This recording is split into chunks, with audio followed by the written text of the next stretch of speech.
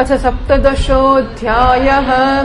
सूत उवाच तत्र गोमिथुनं राजा हन्यमानमनाथवत् दण्डहस्तं च वृषलं ददृशे नृपलाञ्छनं वृषं मृणालधवनं मेहन्तमिव बिभ्यतं वेपमानं पदैकेन सीदन्तं शूद्रताडितं गां च धर्मदुघां दीनां वृषं शूद्रपदाहतां विवत्सां साश्रुवदनां क्षामां यवसमिच्छतीं पप्रच्छरथमारूढः कार्तस्वरपरिच्छदं मेघगम्भीरया वाचा समारोपितकार्मुकः कस्त्वं मच्छरणे लोके बलाद्धंस्य बलान् बली नरदेवोऽसि वेषेण नटवत्कर्मणा द्विजः यस्त्वं कृष्णे गते दूरं सह गाण्डीव धन्वना शोच्योऽस्य शोच्यान् रहसि प्रहरन् वधमर्हसि त्वं वा मृणालधवलः पादैर्न्यूनः पदाचरन् वृषरूपेण किं कश्चिद्देवो नः परिखेदयन् न जातु पौरवेन्द्राणां दोर्दण्डपरिरम्भिते भूतलेन पतन्त्यस्मिन् विना ते प्राणिनां शुचः मा सौरभेयानुशुचो वेतु ते वृषलाद्भयम् मारोदीरम्बभद्रं ते खलानां महिषास्तरी यस्य राष्ट्रे प्रजा सर्वास्त्रस्यन्ते साध्व्यसाधुभिः तस्य मत्यस्य नश्यन्ति कीर्तिरायुर्भगो गतिः एष राज्ञां परो धर्मो ह्यार्तानामार्तिनिग्रहः अत एनं वदिष्यामि भूतद्रुहमसत्तमम् को वृश्चत्तव पादां स्त्रीन् सौरभेय मा भुवं स्वादृशा राष्ट्रे राज्ञां कृष्णानुवर्तिनाम् आख्याहि वृषभद्रं वस्साधूनामकृतागसाम् आत्मवैरूप्यकर्तारं पार्थानां कीर्तिदूषणं जनेनागस्य घं युञ्जन् सर्वतोऽस्य च मद्भयम् साधूनां भद्रमेव स्यादसाधुदमने कृते अनागस्विंहतेषु य आगस्कृन्निरङ्कुशः आहर्तास्मि भुजं साक्षादमर्त्यस्यापि साङ्गदम् राज्ञो हि परमो धर्मस्वधर्मस्थानुपालनम् शासतोऽन्यान् यथा शास्त्रमनापद्युपथानिह।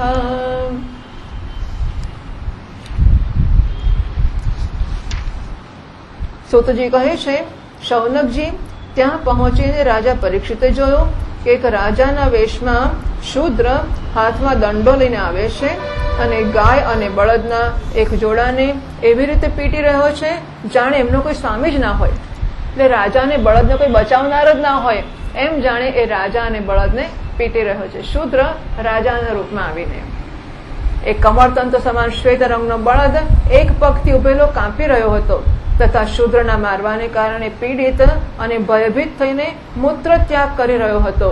ધર્મોપયોગી દૂધ, ઘી વગેરે હવિષ્ય પદાર્થો આપનારી ગાય પણ વારંવાર શૂદ્રના પગોની ઠોકરો ખાઈ ખાઈને અત્યંત દીન થઈ રહી હતી. એ સ્વયં તો દુબળી પાતળી હતી જ, અને બીજું એનો વાછરડો પણ એની પાસે નહોતો. એને ભૂખ લાગી હતી અને એની આંખોમાંથી આંસુ વહી રહ્યા હતા. સ્વર્ણજડિત રથ પર ચડેલા રાજા પરીક્ષિતે પોતાનું ધનુષ્ય ચડાવીને મેઘ સમાન ગંભીર વાણીથી એ શૂદ્રને લલકાર્યો, પડકાર્યો. અરે તું કોણ છે જે બળવાન થઈને પણ મારા રાજ્યના દુર્બળ પ્રાણીઓને બળપૂર્વક મારી રહ્યો છે? જુઓ, એટલે બળવાનની પાસે બળ હોય તો બળવાન જ મારી શકે ને બીજાને. એટલે કહે છે કે બળવાનનું કામ તો તું બળવાન થઈને મારે છે. એનો અર્થ કે બળવાન એવું સમજે છે કે મારું કામ બળ છે એટલે મારવાનું છે. ખરેખર બળવાનનું કામ મારવાનું નથી, બળવાનનું કામ તો રક્ષણ કરવાનું છે. તો તું બળવાન છે માટે તું રક્ષણ કરી શકવો જોઈએ, તો બળવાન થઈને તું મારે છે? તે નટની જેમ વેશ તો રાજાના જેવો બનાવી રાખ્યો છે, પણ કર્મથી તું શૂદ્ર જણાય છે. જો એટલે રાજા હોય તો રાજા એટલે ક્ષત્રિય રાજા આવું કરે જ ના કોઈ. ગોપ બ્રાહ્મણ પ્રતિપાળીનું કામ છે અને માટે રાજા હોય તો આ કામ ના કરી શકે. એટલે રાજાનો વેશ હોવા છતાંય રાજા કે ક્ષત્રિય નથી ખબર કેવી રીતે પડી? કારણ કે કામ તો શૂદ્ર જેવું કરે છે. અમારા દાદા અર્જુનની સાથે ભગવાન શ્રી કૃષ્ણ પરમધામમાં પહોંચી ગયા ત્યારે આ પ્રકારે નિર્જન સ્થાનમાં નિરપરાધો પર પ્રહાર કરનારો તું અપરાધી છે, માટે તું વધને યોગ્ય છે.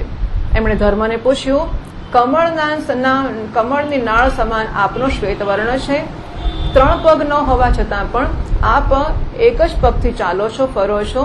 આ જોઈને મને બહુ કષ્ટ થઈ રહ્યો છે. બતાવો, શું આપ બળદના રૂપમાં કોઈ દેવતા છો? હજુ આ ભૂમંડળ ઉપર કુરવંશી રાજાઓના બાહુબળથી ધરતી સુરક્ષિત છે. એમાં આપના સિવાય બીજા કોઈ પણ પ્રાણીની આંખોમાંથી શોકના આંસુ વહેતા મેં જોયા નથી. હજુ હું છું, હું ક્ષત્રિય રાજા છું અને કુરવંશી રાજા છું, અને પૃથ્વી ઉપર બીજો કોઈ પ્રાણી તો રડતો મેં જોયો નથી. તમે કેમ રડી રહ્યા છો? હે ધૈનું પુત્ર, હવે આપ શોક ન કરો, આ શૂદ્રથી નિર્ભય થઈ જાઓ. હે ગૌમાતા, હું દુષ્ટોને દંડ આપનારો છું, હવે આપ રડશો નહીં, આપનું કલ્યાણ થાઓ. હે દેવી, જે રાજાના રાજ્યમાં દુષ્ટોના ઉપદ્રવથી બધી પ્રજા ત્રસ્ત રહે છે, એ મતવાલા રાજાને કીર્તિ, આયુષ્ય, ઐશ્વર્ય અને પરલોક નષ્ટ થઈ જાય છે. રાજાઓનો પરમ ધર્મ આ જ છે કે દુઃખીઓના દુઃખને દૂર કરે. એ મહાદુષ્ટ અને પ્રાણીઓને પીડિત કરનારો છે. આ મહાદુષ્ટ છે અને પ્રાણીઓને પીડિત કરનારો છે. આથી હમણાં જ એને હું મારી નાખીશ. હે સુરભી એટલે ગાયના પુત્ર, આપ તો 4 પગવાળા જીવ છો. આપ 3 પગ ઉપર 1 પગ ઉપર ઉભા છો, તો આપના 3 પગ કોણે કાપી નાખ્યા છે? શ્રી કૃષ્ણના અનુયાયી રાજાઓના રાજ્યમાં કોઈ પણ ક્યારેય આપણે જેમ દુઃખી ન થાઓ. હે વૃષભ, આપનું કલ્યાણ થાઓ. બતાવો, આપના જેવા નિરપરાધ સાધુઓનો અંગભંગ કરીને કયા દુષ્ટે પાંડવોની કીર્તિમાં કલંક લગાડ્યો છે. જે કોઈ નિરપરાધ પ્રાણીને સતાવે છે, એ ચાહે ક્યાંય પણ હોય, મારો ભય એને અવશ્ય લાગશે. દુષ્ટોનું દમન કરનારાથી સાધુઓનું કલ્યાણ, દુષ્ટોનું દમન કરવાથી સાધુઓનું કલ્યાણ થાય છે. એટલે મારું કામ છે કે દુષ્ટોનું દમન કરું. જે ઉદ્દંડ વ્યક્તિ નિરપરાધ પ્રાણીઓને દુઃખ આપે છે, એ ચાહે સાક્ષાત દેવતા પણ કેમ ન હોય, હું એના બાજુબંધથી વિભૂષિત હાથોને કાપી નાખીશ. આપત્તિ કાળ વગર મર્યાદાનું ઉલ્લંઘન કરનારાઓને શાસ્ત્ર અનુસાર દંડ આપતા પોતાના ધર્મમાં સ્થિત લોકોનું પાલન કરવું એ રાજાઓનો પરમ ધર્મ છે. કેટલી બધી ઉત્તમ વસ્તુઓ છે. લોકોને શાસ્ત્રોનો વિરોધ છે, આજકાલ વર્ણાશ્રમ ધર્મનો વિરોધ છે, પણ મને સમજ જ નથી પડતી કે એનું શું કારણ હોઈ શકે. આમાંની કશી વસ્તુ જોઈ જાણી નથી, માટે જ વિરોધ કરે છે ને. આમાંની વસ્તુઓ જરાક પણ સમજતા હોય, હા સાંભળ્યું નથી કોઈ જગ્યાએ આમાંનું કશું. કોઈ વાત સાચી છે એની કે કોઈ જગ્યાએ ભાગવતની કથામાં આવું તો કોઈ આવતું જ નથી કે રાજાનો ધર્મ કયો છે. કારણ કે રાજાને તો રાજાના ચેલા બેઠા જ હોય સાંભળવા, એટલે એમની સામે બોલવાની કોઈ હિંમત નથી કે રાજાના ધર્મ કયા છે. વચ્ચે મેં પેલું કલનાથ મિશ્ર, એ કોણ છે? કલનાથ મિશ્ર કોણ છે? કોઈ તમે લોકો જાણતા હશો ને? બિહારના શું સમથિંગ. અચ્છા, મેં વચ્ચે કહ્યું હતું ને કે પેલું બ્રાહ્મણોના ભાવનગર બોલાવ્યા હતા, એ આ વ્યક્તિ, મને તો ખબર ને યાદ નથી કે શું છે, પણ એમણે કહ્યું કે બ્રાહ્મણ જાતિ નથી, બ્રાહ્મણ તો બ્રહ્મ જાનાતિ બ્રાહ્મણ, હા વગેરે.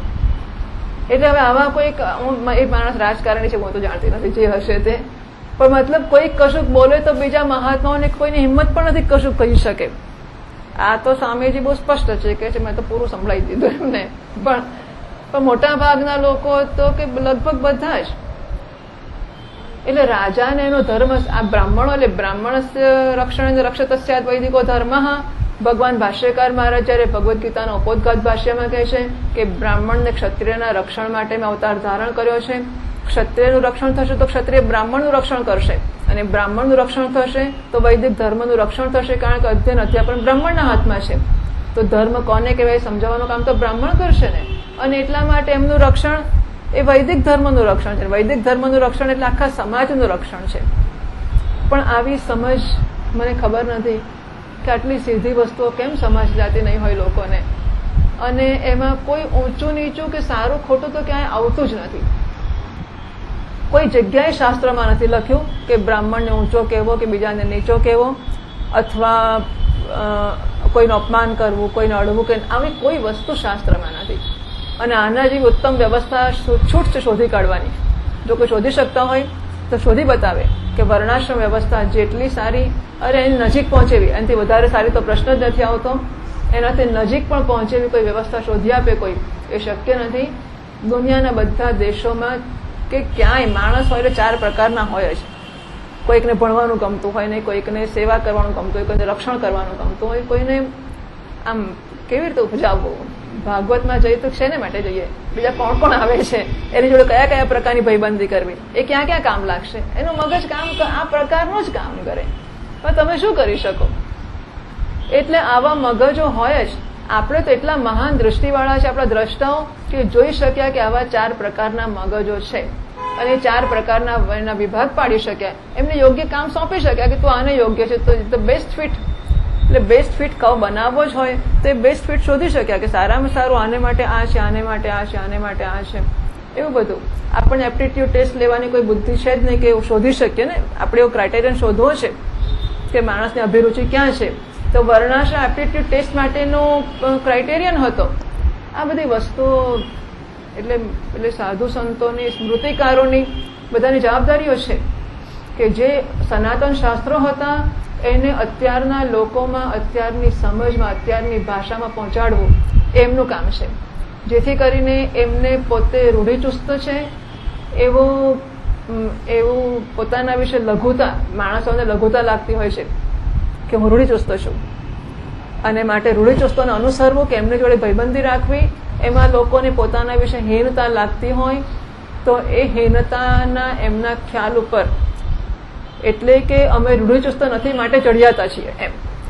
અમે મોડર્ન છીએ, આધુનિક છીએ, અમે વર્ણાશ્રમમાં માનતા નથી, અમે રૂઢિચુસ્તતામાં માનતા નથી, અમે પરંપરામાં માનતા નથી.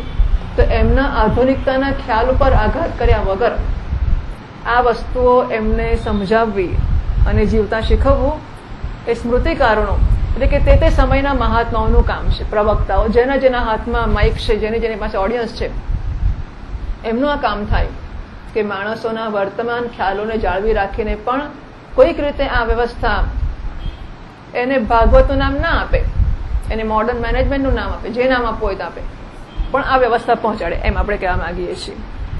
કે એમને સંસ્કૃતની ભાષા જોડે વિરોધ હોય તો એમની ભાષામાં પ્રવચન થાય, પણ સંસ્કૃતના શ્લોકો કોટ થાય ભાગવતના, કે જો પેલા લોકો કન્વિન્સ થાય કે હા વાત તો સાચી છે, જો ભાગવતમાં કહ્યું છે, આ તો બહુ સરસ વસ્તુ છે, જો ભાગવતમાં કહ્યું છે કે રામાયણમાં કે શાસ્ત્રોમાં વગેરે. પણ એમ કરીને પણ સ્મૃતિકારો કે મહાપુરુષો કે કથાકારો કે જે વક્તાઓ છે, એમનું આ કામ થાય છે કે આટલી બધી મહાન વસ્તુ, મને થાય છે કે ભાગવતના પહેલા દિવસના પહેલા પાને જે આવી ગયું ને, એ પણ એટલી વસ્તુ છે કે એટલું એક પણ કોઈક સાંભળે તો આખા સંસારનો ઉદ્ધાર થઈ જાય. એટલી બધી અદભુત વસ્તુઓ છે અને કોઈને કંઈ સાંભળીને એનો લાભ લેવામાં રસ જ નથી. કથાકારને પણ હશે કે નહીં ભગવાન જાણે. પણ ચાલો, તો આવી સુંદર આ વ્યવસ્થાઓ છે. આપત્તિકાળ વગર મર્યાદાનું ઉલ્લંઘન કરનારાઓને શાસ્ત્રાનુસાર દંડ આપવો અને પોતાના ધર્મમાં સીધા લોકોનું પાલન કરવું. એટલે રાજાઓનું ધર્મ છે કે ખોટું કરીને દંડ આપવો એટલે આપવો જ, અને સાચું કરતા હોય તો પરિત્રાણાય સાધુનામ વિનાશાય ચ દુષ્કૃતામ. આ એમનું કામ છે પ્રજા, રાજાનું. તમારું મારું બધાનું નહીં, પણ રાજાનું આ કામ છે કે એણે આ કામ કરવું જ જોઈએ. અને બધા ધર્મગુરુઓને રાખતા હતા, એટલે ધર્મગુરુઓનું કામ છે કે રાજાઓને શાસન કરતા શીખવવું જોઈએ કે તમારું આ કામ છે. ધર્મ કે છે આગળ 17મા શ્લોકથી. ધર્મ ઉવાચ એતદ્વઃ પાંડવેયાનામ યુક્તમાર્તા ભયં વચઃ येषां गुणगणैः कृष्णो दौत्यादौ भगवान् कृतः न वयं क्लेशबीजान् यतस्युः पुरुषर्षभ पुरुषं तं विजानीमो वाक्यभेदविमोहिताः केचिद्विकल्पवसना आहुरात्मानमात्मनः दैवमन्ये परे कर्म स्वभावमपरे प्रभुम् अप्रतर्क्यादनिर्देश्यादिति केष्वपि निश्चयः अत्रानुरूपं राजर्षे विमृश्य स्वमनीषया. ધર્મ કહે છે રાજા, આપ મહારાજ પાંડુના વંશજ છો, આપનું આ પ્રકારે દુઃખીઓને આશ્વાસન દેવું આપને યોગ્ય જ છે, કારણ કે આપના પૂર્વજોના શ્રેષ્ઠ ગુણોએ ભગવાન શ્રી કૃષ્ણને એમના સારથી અને દૂત પણ બનાવ્યા હતા. આપના પૂર્વજો કેટલા મહાન હશે કે જેમના ગુણોએ ભગવાન કૃષ્ણને એમના સારથી બનાવી નાખ્યા. વાહ! તો એમના વંશમાં તમે છો, તમે દીન દુઃખીની દયા આવી કરો એ સમજી શકાય એવું જ છે.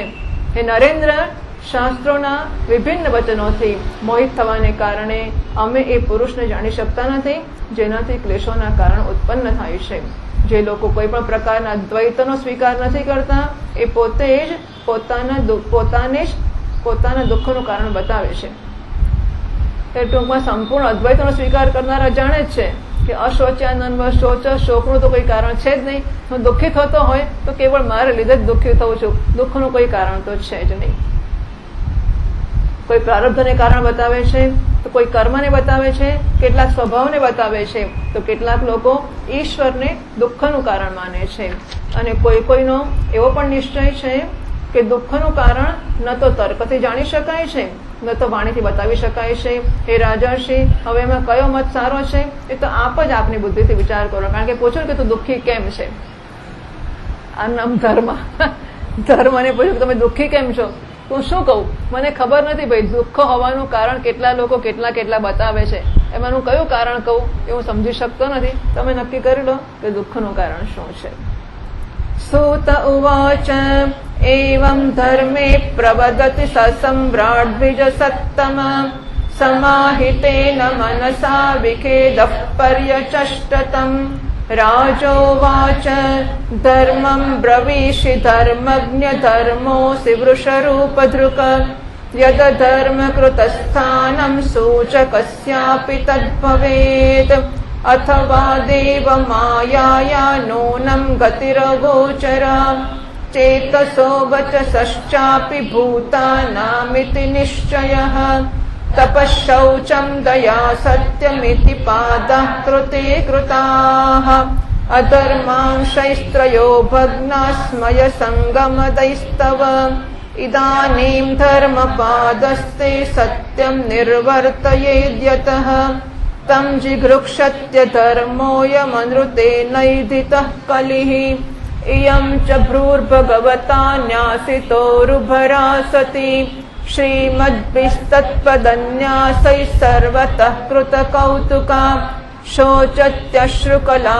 साध्वी दुर्भगेवोज्जिताधुना अब्रह्मण्या नृपव्याजा शूद्रा भोक्ष्यन्ति मामिति इति धर्मं महीं चैव सान्त्वयित्वा महारथः तमाददे खड्गं कलये धर्महेतवे तं जिघांसुमभिप्रेत्य विहाय नृपलाञ्छनं तत्पादमूलं शिरसा समगाद्भयविह्वलः पतितं पादयोर्वीरः कृपया दीनवत्सलः शरण्यो नावधिश्लोक्य आह चेदं हसन्निव.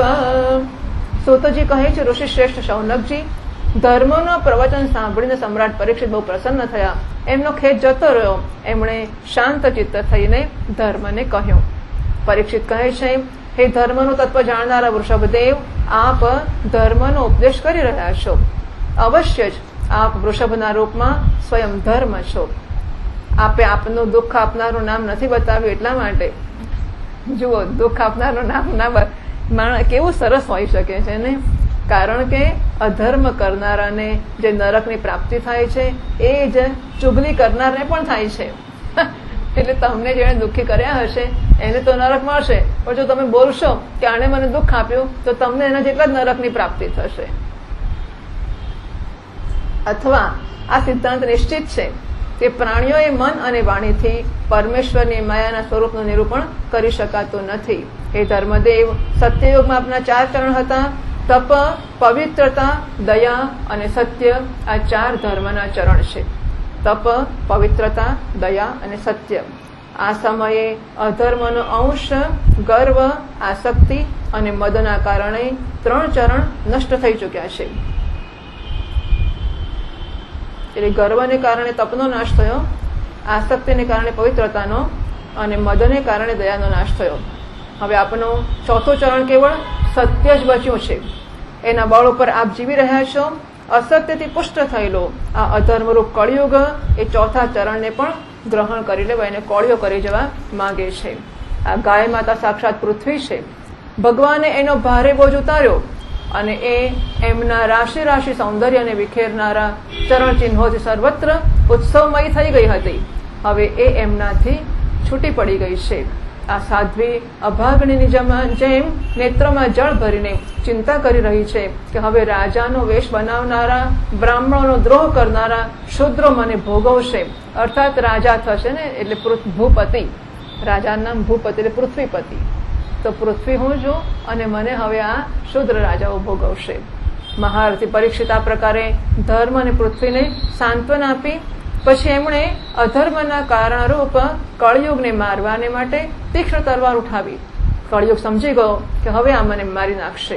આથી જલ્દી પોતાના રાજચિહ્નો ઉતારી નાખ્યા અને ભયથી વિહ્વળ થઈને એમના ચરણોમાં પોતાનું મસ્તક રાખી દીધું. પરીક્ષિત બહુ યશસ્વી, દીનવત્સલ અને શરણાગત રક્ષક હતા. એમણે જ્યારે કળિયુગને પોતાના પગ ઉપર પડેલો જોયો ત્યારે કૃપા કરી એને માર્યો નહીં, પરંતુ હસતા હસતા એને કહેવા લાગ્યા, यही तो होता है.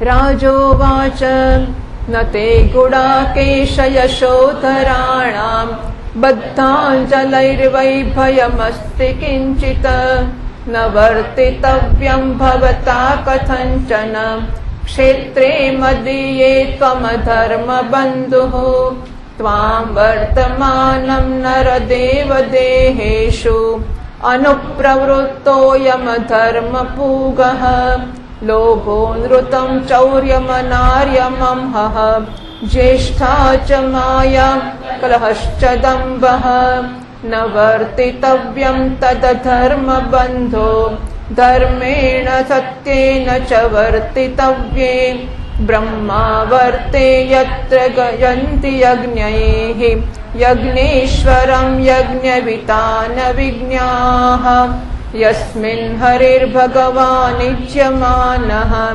इज्यामूर्तिर्यजतां शं तनोति कामान् मोघास्थिरजङ्गमानाम् अंतर्बहिर्वायुरिवैष आत्मा. પરીક્ષિત કહેશે, જ્યારે તો હાથ જોડીને શરણે આવ્યો છે ત્યારે અર્જુનના યશસ્વી વંશમાં ઉત્પન્ન થયેલો કોઈ પણ વીર, એનાથી તને ભયનું કોઈ કારણ નથી. તો અર્જુન કેવા બાપ દાદાઓ હશે અને બાપ દાદાઓ માટે કેવો ગર્વ હશે કે અર્જુનના કુટુંબમાં જન્મ્યો છે, એના શરણે કોઈ આવ્યું હોય. અમારી આખી પેઢીમાં કોઈ તને મારે નહીં. અમારી આખી પેઢી શરણાગત રક્ષક છે કે અમારે ત્યાં શરણે કોઈક આવ્યું હોય તો એને પછી ચિંતાનું કારણ જ નથી. પરંતુ તું અધર્મનો સહાયક છે, આથી તારે મારા રાજ્યમાં બિલકુલ રહેવું જોઈએ નહીં. તારા રાજાઓના શરીરમાં રહેવાથી લોભ, જૂઠું, ચોરી, દુષ્ટતા, સધર્મ પરિત્યાગ, દરિદ્રતા, કપટ, ક્લેશ, દંભ અને બીજા પાપોની વૃદ્ધિ થાય છે. આથી હે અધર્મના સાથી, આ બ્રહ્માવર્તમાં તો એક ક્ષણ માટે પણ ન રહીશ, કારણ કે આ બ્રહ્માવર્ત છે એ ધર્મ અને સત્યનું નિવાસ સ્થાન છે. આ ક્ષેત્રમાં યજ્ઞ વિધિને જાણનારા મહાત્મા યજ્ઞો દ્વારા યજ્ઞ પુરુષ ભગવાનની આરાધના કરતા રહે છે. આ દેશમાં ભગવાન શ્રીહરિ યજ્ઞોના રૂપમાં નિવાસ કરે છે. યજ્ઞો દ્વારા એમની પૂજા થાય છે અને તે યજ્ઞ કરનારાઓનું કલ્યાણ કરે છે. એ શરૂઆતમાં ભગવાન વાયુની જેમ સમસ્ત ચરાચર જીવોની અંદર અને બહાર એક રસ સ્થિત રહેતા એમની કામનાઓને પૂર્ણ કરે છે.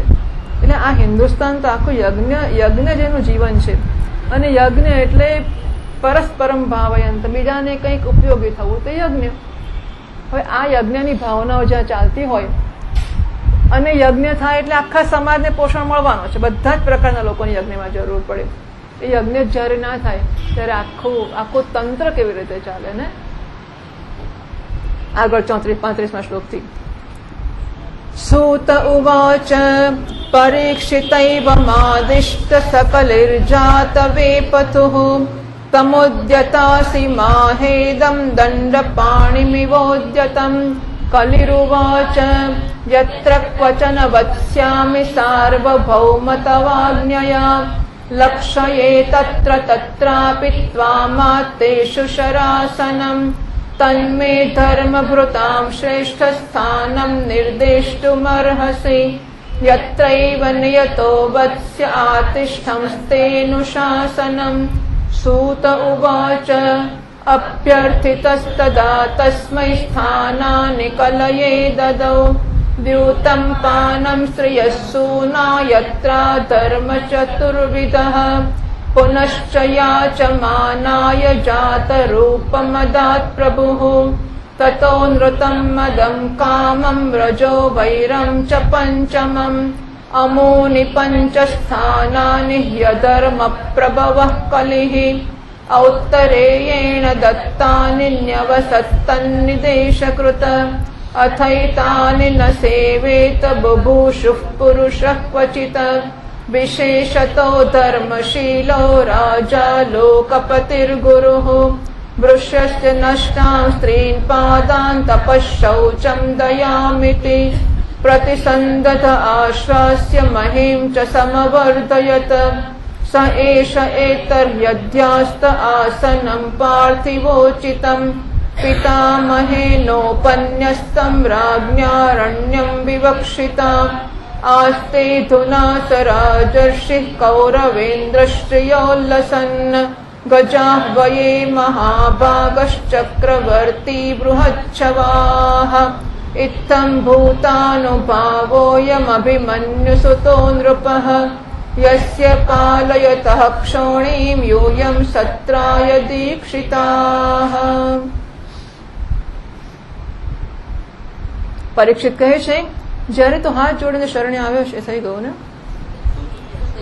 સુતજી કહે છે, પરીક્ષિતની આજ્ઞા સાંભળીને કળિયુગ ધ્રુજી ઉઠ્યો.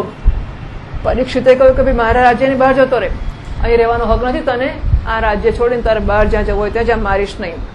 આ સાંભળીને કળિયુગ ધ્રુજી ઉઠ્યો. યમરાજાની સમાન મારવાને માટે ઉદ્યત હાથમાં તલવાર લઈને પરીક્ષિત ઉભા હતા. એમને કહેવા લાગ્યો, કળી કહે છે, હે સાર્વભૌમ, આપને આજ્ઞાથી જ્યાં ક્યાંય પણ રહેવાનો હું વિચાર કરું છું ત્યાં જોઉં છું કે આપ ધનુષ્ય પર બાણ ચડાવીને ઉભા છો.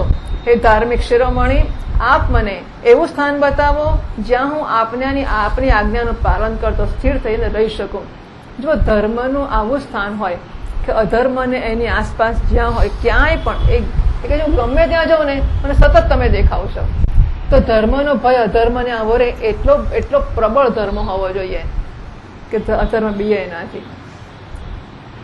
સુતજી કહે છે, કળયુગની પ્રાર્થનાનો સ્વીકાર કરીને રાજા પરીક્ષિતે એને રહેવાને માટેના 4 સ્થાન આપ્યા. કળયુગને રહેવાના 4 સ્થાન છે: દ્યુત, મદ્યપાન, સ્ત્રીસંગ અને હિંસા.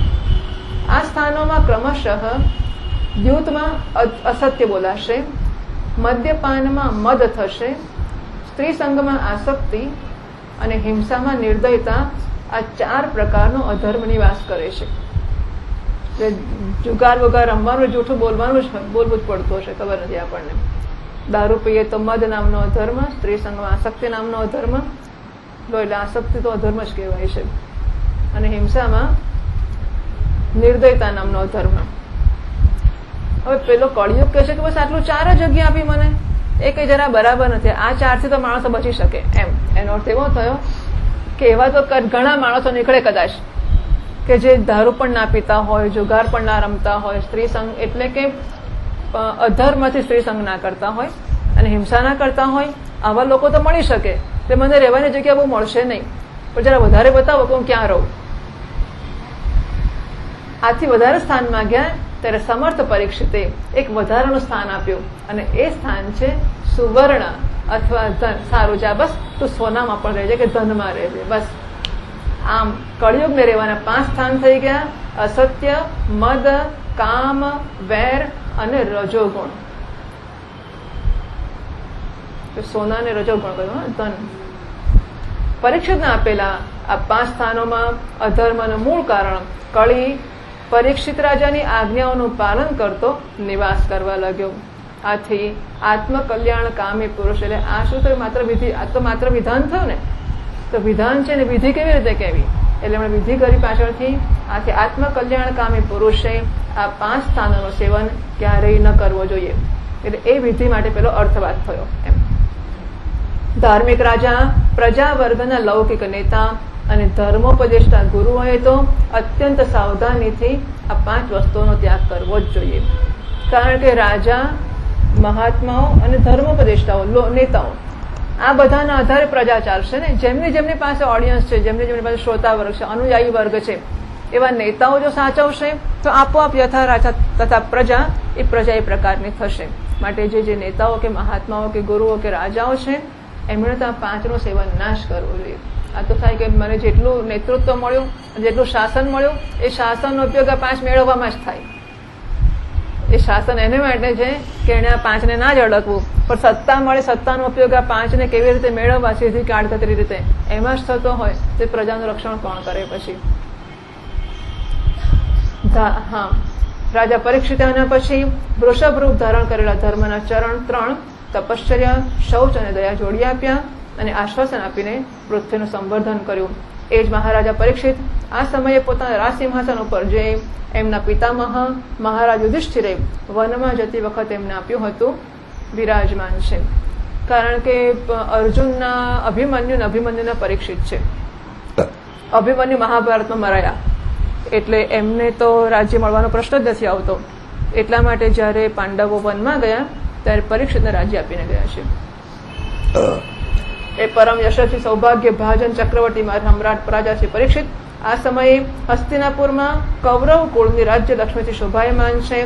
અભિમન્યુ નંદન રાજા પરીક્ષિત વાસ્તવમાં એવા જ પ્રભાવશાળી છે જેમના શાસનકાળમાં આપ લોકો આ દીર્ઘકાલીન યજ્ઞને માટે દીક્ષિત થયેલા છો.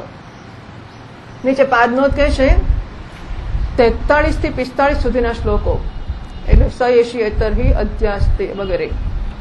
એમાં મહારાજ પરીક્ષિતના વર્તમાનની સમાન વર્ણન કરવામાં આવ્યું છે.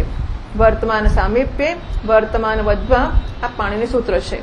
આ પાણીના સૂત્ર અનુસાર વર્તમાનના નિકટવર્તી ભૂત અને ભવિષ્ય માટે પણ વર્તમાનનો પ્રયોગ કરી શકાય છે. જગતગુરુ શ્રી વલ્લભાચાર્યજી મહારાજે પોતાની ટીકામાં લખ્યું છે કે જો કે પરીક્ષિતનું મૃત્યુ થઈ ગયું છે છતાં પણ એમની કીર્તિ અને પ્રભાવ વર્તમાનની સમાન જ વિદ્યમાન છે. નામ જતું નથી, બધી 15 કળાઓ જતી રહે છે પણ નામ રહી જાય છે. એમના પ્રત્યે અત્યંત શ્રદ્ધા ઉત્પન્ન કરવાને માટે એમની સાથેનું અંતર અહીં મિટાવી દેવામાં આવ્યું છે. એમને ભગવાનનું સાયુજ્ય પ્રાપ્ત થઈ ગયું હતું. આથી પણ સૂતજીને એ સન્મુખ જ દેખાઈ રહ્યા છે. વાહ! ન કેવળ એમને બલકે બધાને આ વાતની પ્રતીત થઈ રહી છે. આત્મા વૈ જાય તે પુત્ર, આ શ્રુતિ અનુસાર જન્મેજયના રૂપમાં પણ એ જ રાજસિંહાસન પર બેઠેલા છે. આ બધા કારણોથી વર્તમાનના રૂપમાં એમનું વર્ણન કથાના રસને પુષ્ટ કરે છે. સો હમ તો શાસ્ત્રોं की वकालत करते हैं. મહાત્માઓનું કામ શાસ્ત્રોની વકીલાત કરવાનું છે. એમાં જે લખ્યું છે એને જસ્ટિફાય કરવું એ મહાત્માઓનું કામ છે, નહીં કે એમાં ભૂલો કાઢવી અને ખણખાપણ કરવી. બરાબર છે? એટલે એમણે વર્તમાન કાળ કેમ વાપર્યો? કંઈ ભૂલી ગયા હશે. આ ભૂલ તો કરે જ ના મહાત્માઓ. એટલે નીચે લખે છે કેટલા બધા શું એમણે બતાવ્યા. જોડે જોડે આ ભાષાંતરકારો અને પ્રકાશકો પણ વિદ્વાનો કેવા છે કે એ લોકો ઉપનિષદોના રેફરન્સીસ પણ આપી શકે છે. એટલે શ્રીમદ ભાગવતે મહાપુરાણે પારમહંસ્યામ સંહિતાયામ પ્રથમ સ્કંધે કલિનિગ્રહો નામ સપ્તદશોऽધ્યાયઃ. શ્રીકૃષ્ણાર્પણમસ્તુ.